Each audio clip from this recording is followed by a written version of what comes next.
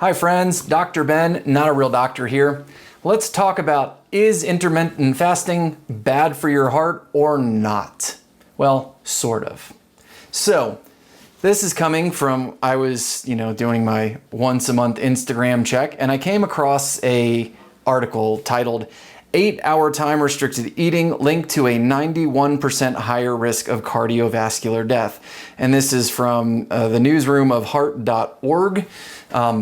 So the article sounds pretty dramatic, but of course they link to the actual study, and I prefer to read the study rather than the article's take on it, because then you can actually see what the study actually says instead of what the article is reporting.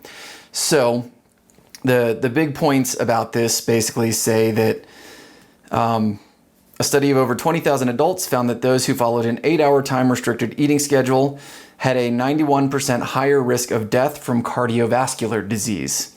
It said people with heart disease or cancer also had an increased risk of cardiovascular death. Now, that sounds kind of scary if you're someone who practices intermittent fasting, but let's dive into the actual study and see what the actual study says, because in my opinion, this is not the best research to indicate this sort of thing. So I'll link to the article and the abstract and the order, or in the details, the video details down below. So if you want to actually look at this yourself, you can.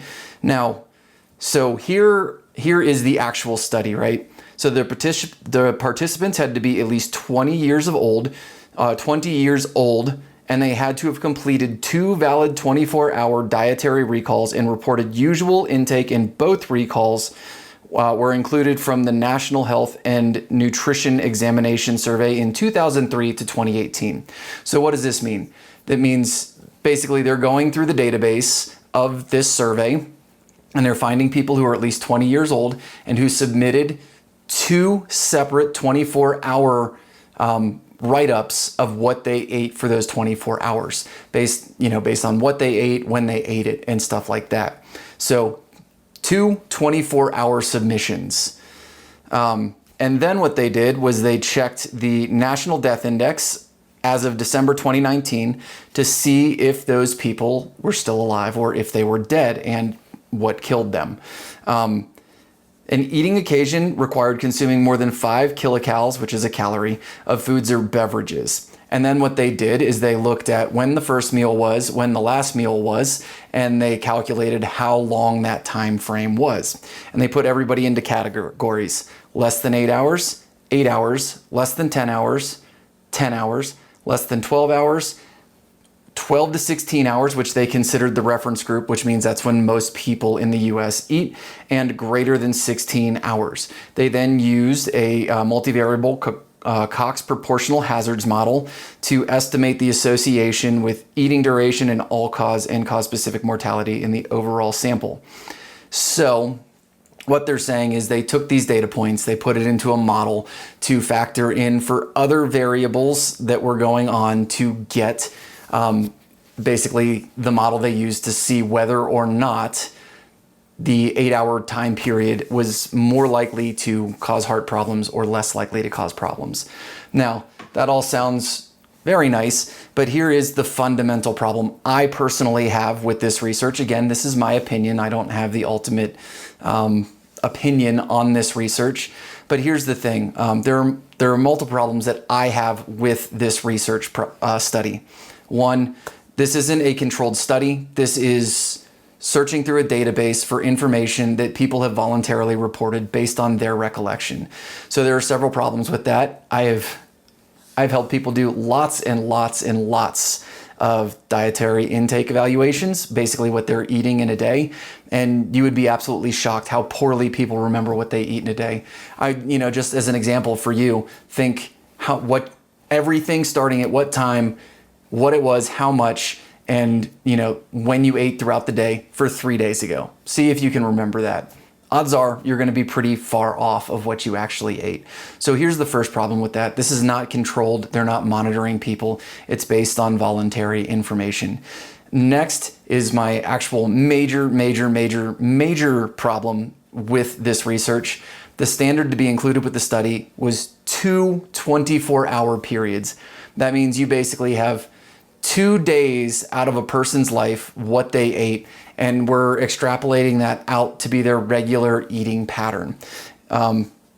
That's not very much. That's almost no data points over the span of a person's life to establish an eating habit.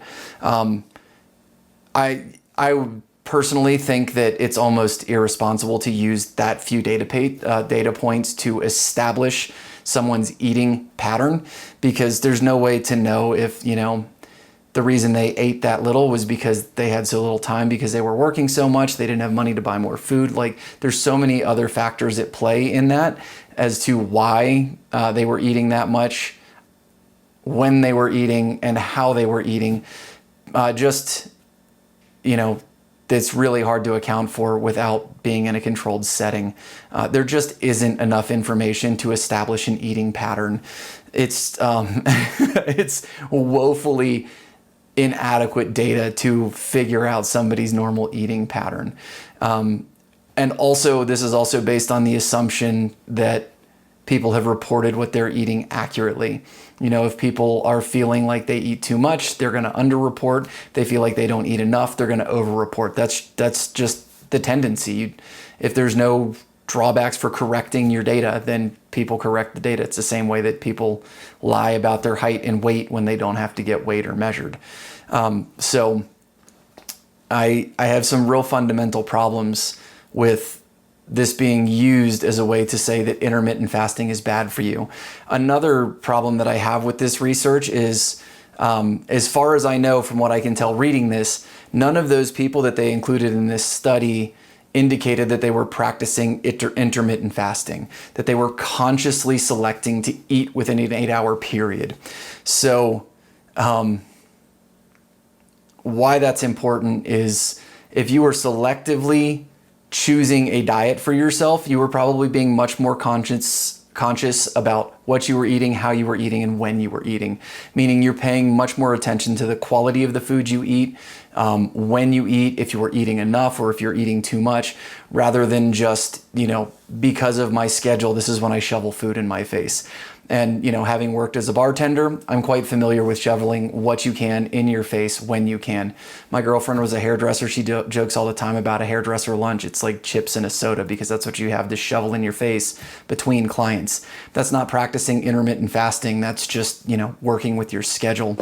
So while you can say that, based on the data in this survey, it tends to be better for you to eat throughout the day rather than an 8-hour period.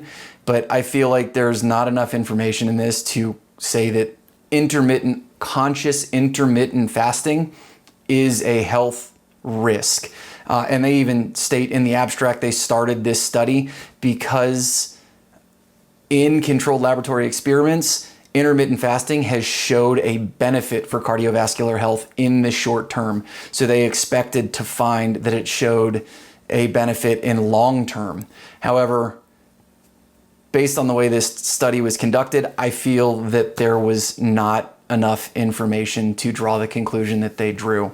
I understand how they got it. I understand why they got it. But again, we're working with very few data points, with a lot of other factors at play, that I feel like make this study not something you should really worry too terribly much about. The only reason that I bring this up is I've started to see more of this start to pop up. And I think it's really important that you guys be informed and actually learn how to read the studies. So I thought I would break this one down, offer my opinion of the study, so that you guys can see my logic and how I pick through these things. And you guys can help draw your own conclusions. If you are absolutely welcome to disagree with me, if that's how you feel, that's how these things work, right? There doesn't have to be a uniform answer. That's science. There is no consensus. So I'd love to hear your opinions if you read the article in the study in the comments down below. I'd love to hear your take on these things, what you think. Maybe you have some different stuff that I hadn't thought of. I always love getting more information and expanding my views, so please share that stuff with me. But that's what I got for you today, guys. I shared this because it popped up on my Instagram feed, which means it's all over the place at this point. And I just wanted to offer my opinion on it. If you like this video, smash that thumbs up button. Thumbs up. What am I, Sean Connery? smash the thumbs up. If you know somebody you think could get something out of this video, share it with them. If you haven't already subscribed, please consider subscribing. Till next time, keep your life in motion. Love you guys. Take care.